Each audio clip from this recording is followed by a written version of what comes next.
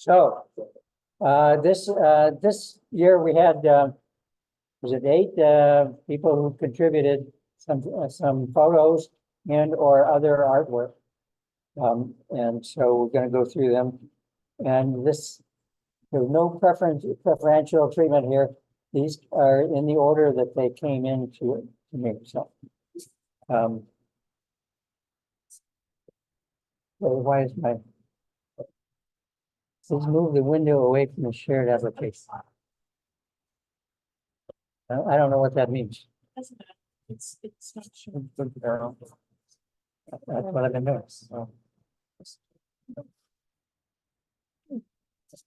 Okay. Well, let's see what happens on the next slide. This first, one photo was submitted by Kim Santel, and she just titled it "Roots." So, is Kim here? Yeah. Can you tell me if she's online? Okay. So Kim was impressed by this massive roots on this, I believe, oak tree here, and I have to agree with her. So it's very nice. So Marcy Clemens submitted some photos. So one photo, and this is a water plant that goes by the name. She says that spatterdock is one of the common names for it. She has this growing in her swimming pool that she converted to a pond. So, John Thompson, are you going to come up and narrate? Thing? Just use the okay. I have a few photos here, and I have two words of background. One is most people know me enough to know that I like Mariposa lilies, which always strikes me as a foolish thing to admit because who doesn't? But in my experience, in 2012, I ran across a Mariposa lily, the Plummer's Mariposa lily, on a mountain biking trip just up in our hills, and I've been mountain biking for more than 20 years, and I've never seen it, and it just blew me away. So for the past 12 years, I've been on a quest to see every species, subspecies, variety, and form of Mariposa in North America, which was a goal I reached last July. Second point of background is one of the best slideshows I ever saw in the 10 years I've been coming to this and doing slides with other people was when Gabby McLean gave a slideshow of all the milkweed species she saw on a trip across the USA. And it was just simply so amazing that to see what kinds of milkweed you don't see in California. So my slides today are going to be slides of the species of Mariposa lilies that you don't find in California. So you find Mariposa lilies all over the Western USA and all the Rocky Mountain states and everything west of there. You find them in Baja, you find a few in British Columbia, and you find them in Central America, which represents the ones I have not seen. So I'm going to start with Arizona and go counterclockwise. This is the Arizona Mariposa lily. Some of these lilies are hard to find. Their locations are suppressed. This one was growing not far from I-40 on the business loop, not too far south of the Grand Canyon. That would have been Maine. Could keep staying on I-40. You can go to Petrified Forest and you can see the golden sago lily, which is one of the best places to see it because you've got all kinds of interesting background there as well.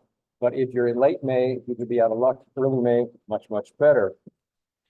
All over Utah, Colorado, and actually even into Nebraska, I've been told you can find the sago lily, which is the Utah state flower, named, I think, by Mormon settlers who discovered that it was edible. I have never eaten a Mariposa lily, but probably not going to do that either. I just sit there and photograph them.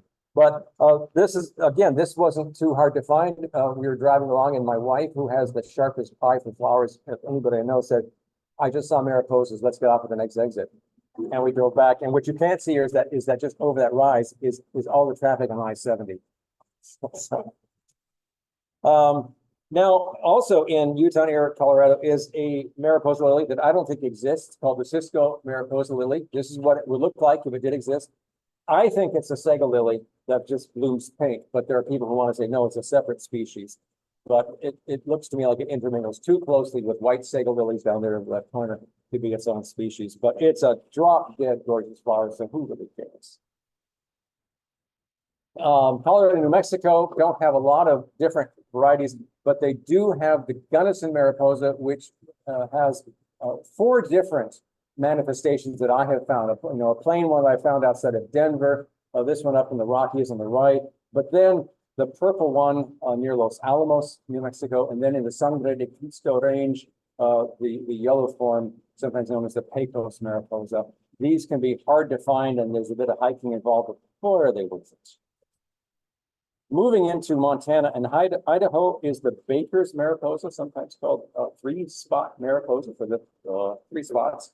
And it's a funny thing because iNaturalist suppresses the locations of this flower in Montana where it's more numerous, but publishes them in Idaho where it's not as numerous. Go figure.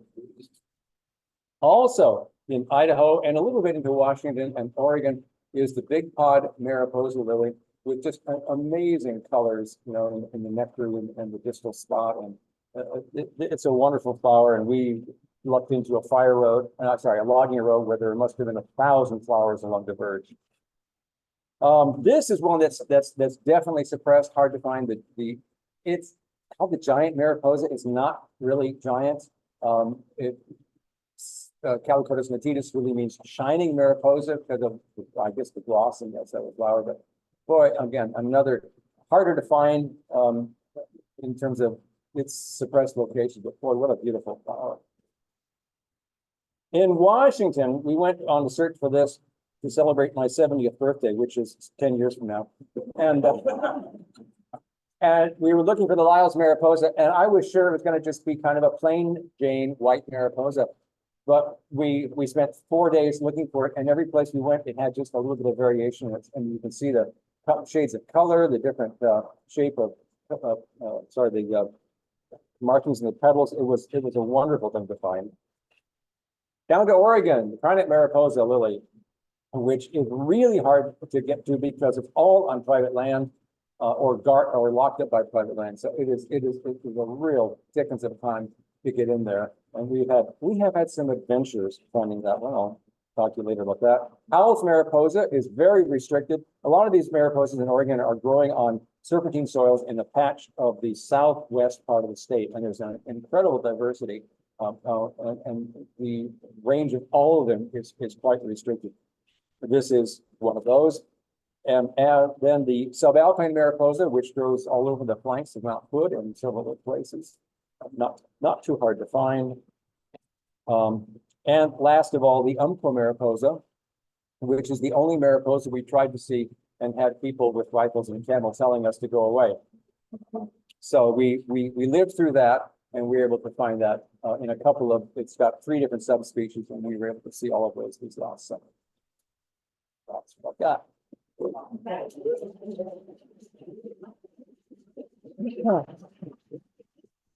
Thank you very much, John. Great photos. Karen, you want to tell us what you said?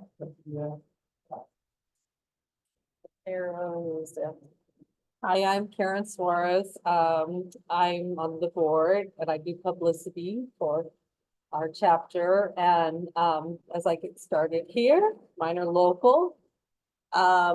This is from the Arboretum, and if you go up to the top of the waterfall, there's a great Engelmann oak grove up there. Great birdie place.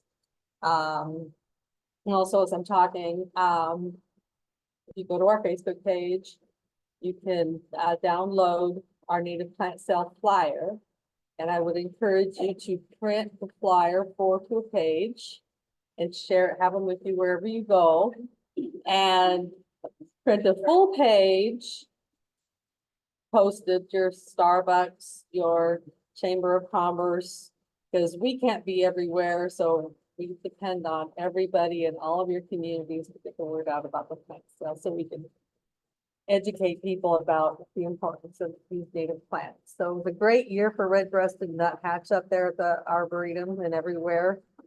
Seem to be more and more of them, and just you can see how well it camouflages in with the Engelmann oak there. This is my backyard, with the verbena from the plant sale, and, I called these guys little flying teddy bears. They're just so dang cute. And in my backyard, with some heuchera there. And you see a sycamore leaf there from the little tiny sycamore tree that I planted that's 40 feet tall now. The California Botanic Garden likes the verbena too. The Western fence lizard there, always looking for fun pictures like this. But if you haven't been to the California Botanic Garden, I highly recommend you go. So probably if this is, I think in the Monrovia Wilderness Preserve, lots of showy penstemon up there. And really enjoying learning more about our native, bless you, Jennifer. Learning about our native bumblebees, and my yard is just transformed. And you start to connect the dots when you have plants in your yard. And this is what we really need to start helping people, is have the connectivity.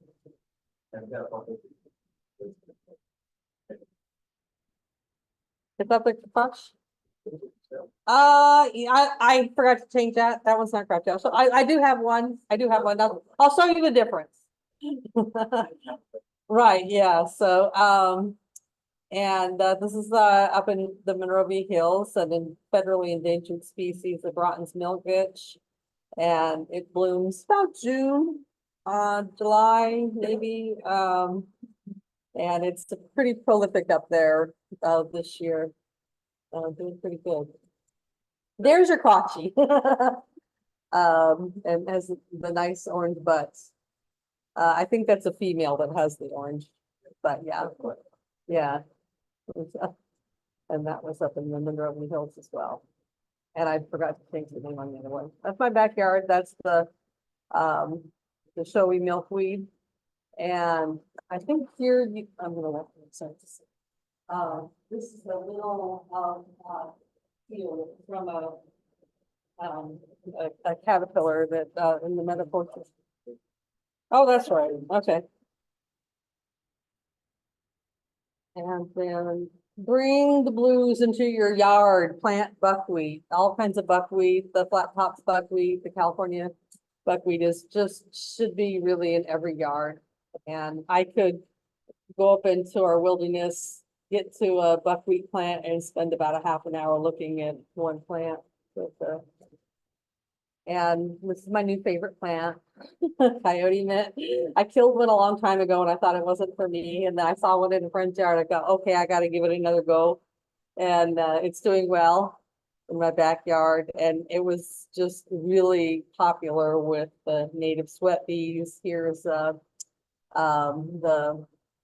Texas striped, but I think this is the female with the stripes, and I think the male's all, but they're just really tiny and really, really cute. And is that it? Okay, thank you.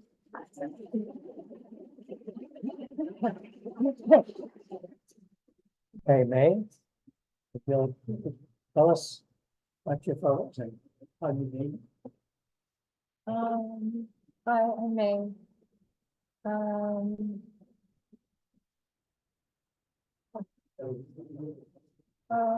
This was, well, I use a Olympus tough. I got it.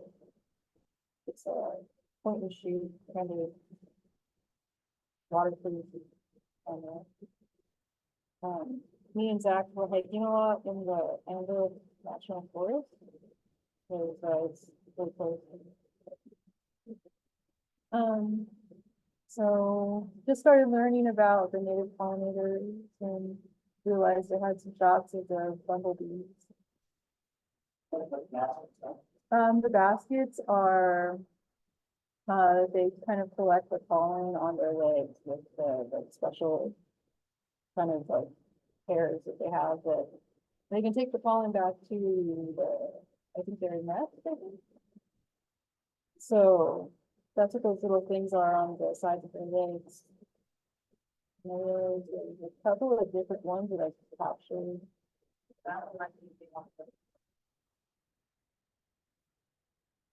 And I think this is a Van Dyke's, and the one before is a yellow case. I think. Yeah. And then another, every California bumblebee. And then I also do light painting with, this little camera. It's like $500 camera. And we go, I've done some light painting here in Eaton Canyon too, but kind of, all along the Endless Forest. And it's just a long exposure. It's all in camera. There's no computer editing thing.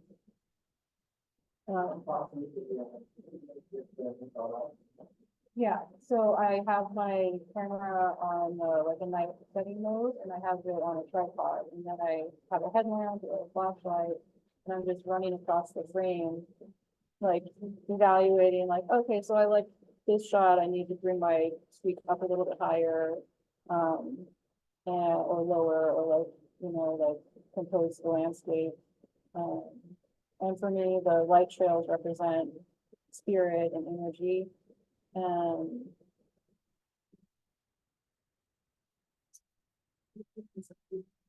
Yeah, this was a Crystal Lake. Yeah. This was I think near Jarvie Memorial in the Angeles National Forest.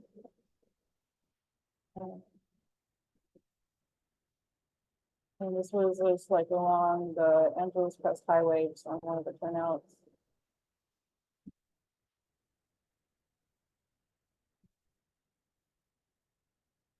Yeah, so I make these photos with the hope that humanity will come together. And in the military industrial complex, which is the Earth's greatest polluter. And there's this empire. Oh yeah, that's my ongoing pet projects.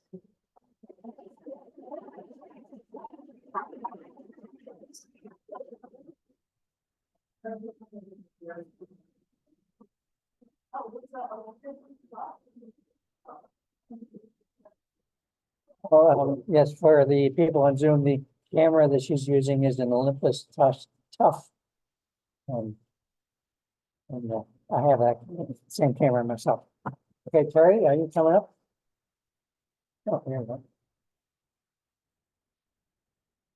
Oh, that's the right, yeah, okay, thanks.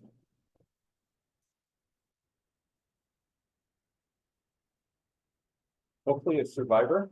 This is in the recent bridge fire burn area, but it's on a steep slope, and hopefully the fire didn't cause too much of it.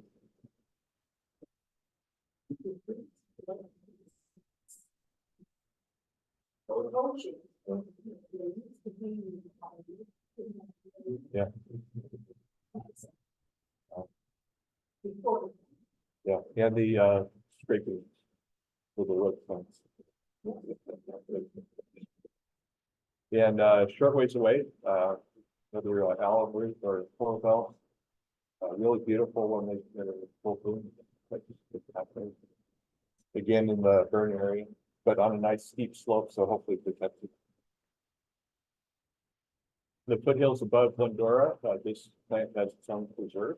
It's easy to get to, otherwise I would make it. And nice to visit in early June, pretty easy to see. So if you've never made it, you want to see a rare plant, it's an easy one to go visit. Also in the bridge fire burn area, but advantage being a geophyte. This would be protected in the ground, but the flames burn over. Could be open. Yeah. Right. Yeah, unfortunately, we won't get to see this for the next 2 years. It could be fire closure. Yeah, but hopefully 2 years. Yeah, not too far away from that.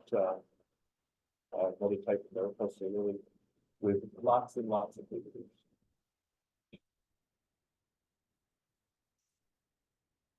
Not in the most recent fire area. In San Gabriel Canyon, another easy place to go see a rare plant. Right near the mouth of the canyon. Although there are other hazards besides fires. Not quite shown here. I just threw this winning map because it's there, but it's still beautiful to take a look at. But another plant that's there, you can see on the right, the bare rock. So landslides, another very significant hazard. And I was amazed at how tenacious these little stream markers were. Right in the middle of the landslide, they were able to come up and grow just fine. So pretty amazing.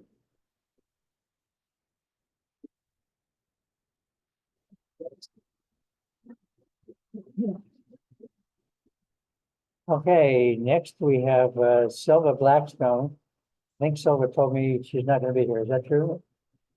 Oh, you're here? I'm sorry.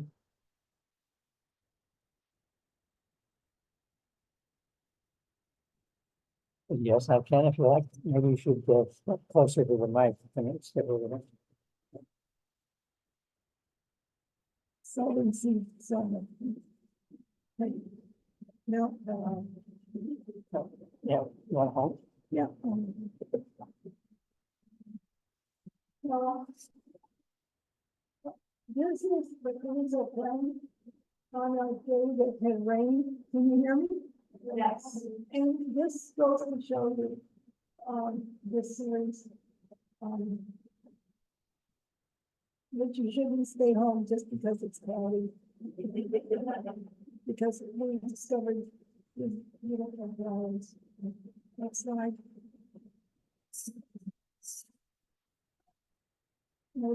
This will say, and you can see how gorgeous they are.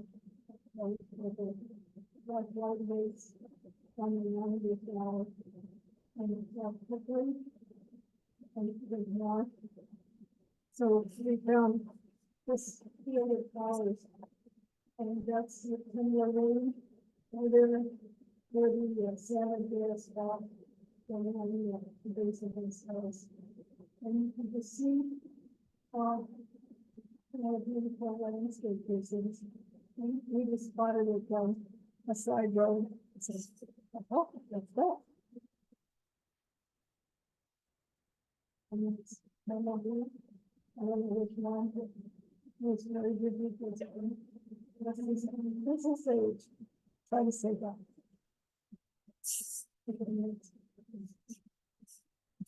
And this is Evelyn's jewel flower. And I discovered this a number of years ago. And there's a population of it. And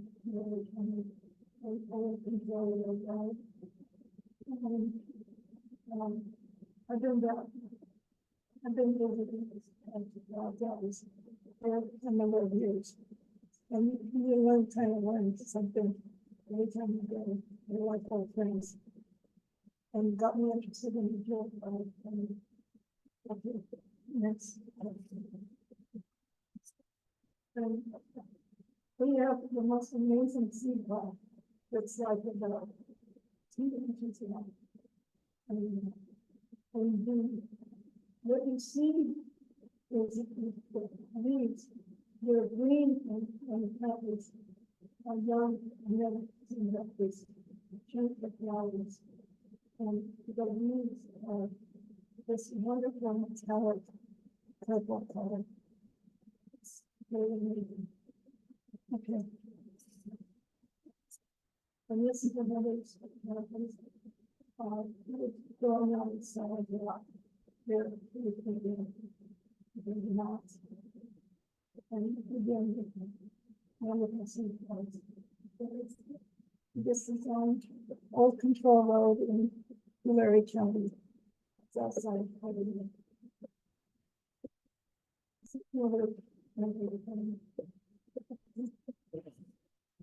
That's it.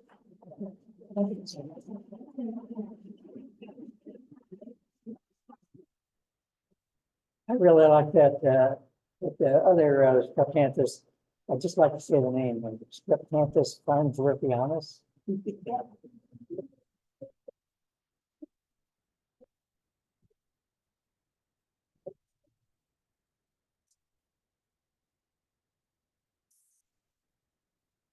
Okay, so here's a few, some of my favorite native plant pictures from this year. In February, I, for the first time ever, made it out to Joshua Tree National Park. I wholeheartedly recommend the place. It was wonderful. We got snowed on even. It was really cool. The Joshua trees there are just lovely. And also, which made my trip complete, I had heard that there was big berry manzanita out in the desert in Joshua Tree National Park. And I talked to a couple of people that said, oh, it's only at the higher elevations. And then we ran across one not at the higher elevations. So this made my trip complete. And I just love the way the manzanita in general and big berry in particular have the dead parts of the branches and the live and the growing together, and just really beautiful. Here are a couple of Douglas iris in my yard. They are growing as an understory to some sycamore trees, and I love the variety of colors in them. Most of them are kind of a medium lavender. There's a few that are really nice, brilliant purple. I'm gonna have a couple of varieties of named hybrids or named varieties of Douglas iris, Canyon Snow on the right and Blue Sage. And they're the two cultivars that I've tried that are tough enough to still grow in my yard. Fawn Park is a private nature preserve in Shadow Hills where I live, and the area burned 6 years ago in the Latuna fire, and the bush mallows are fire followers, and this patch of chaparral is very heavily dominated by the chaparral bush mallow, and they're just gorgeous when they're in full bloom. And Sacred Datura, I love the ones that have the little purple tinge on the outside of the flowers. I'm a sucker for purple. And narrowleaf milkweed in my yard on the right. Well, actually, in both pictures, the narrowleaf milkweed is growing amongst some deer grass. I planted milkweed in other spots in the yard, and they did okay for a while. But I had butterflies 1 year and then nothing for several years. And then all of a sudden, this patch of milkweed just volunteers in the middle of my deer grass, and I have butterflies on them and caterpillars. So go figure. I say the milkweeds know where they want to grow. And somebody earlier mentioned coyote mint being their favorite plant, and I will concur. It is gorgeous, and it's I love the smell of the leaves. It's just they're wonderful. I think that's all of mine.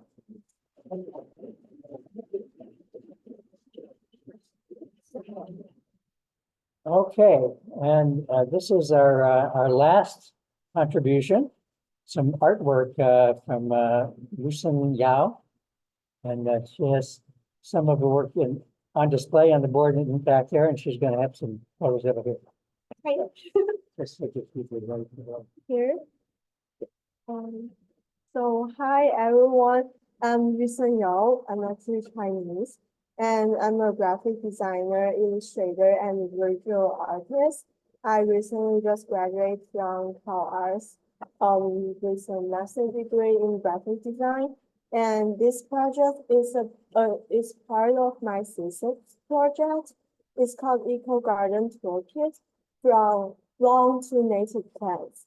So I really started interested in native plants last year. And at that time, I was so passionate about sharing my interest to my friends. But I always feel so awkward.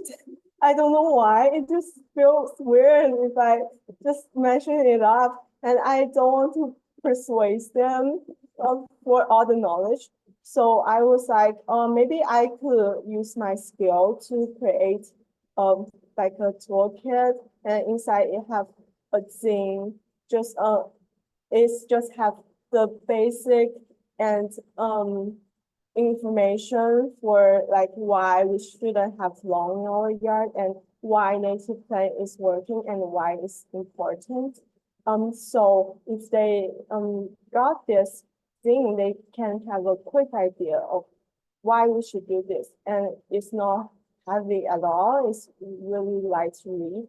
And at that point, I met with Austin, which is over there, in native plant volunteering at Cedar Pen, and I share my idea to him, and she offered to help me write the content for my thing, which is perfect because my English is not perfect. And so in this toolkit, it has two things and one seed packets.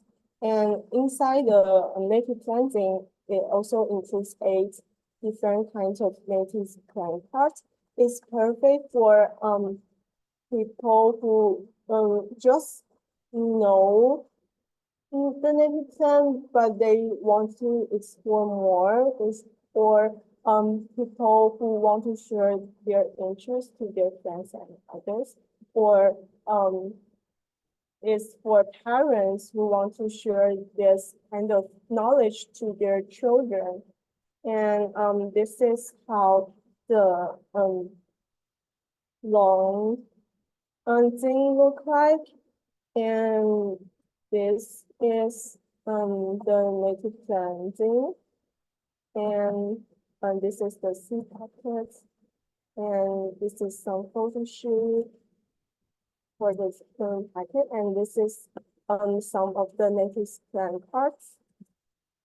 And each of the cards has introduction in the back and how to take care of it.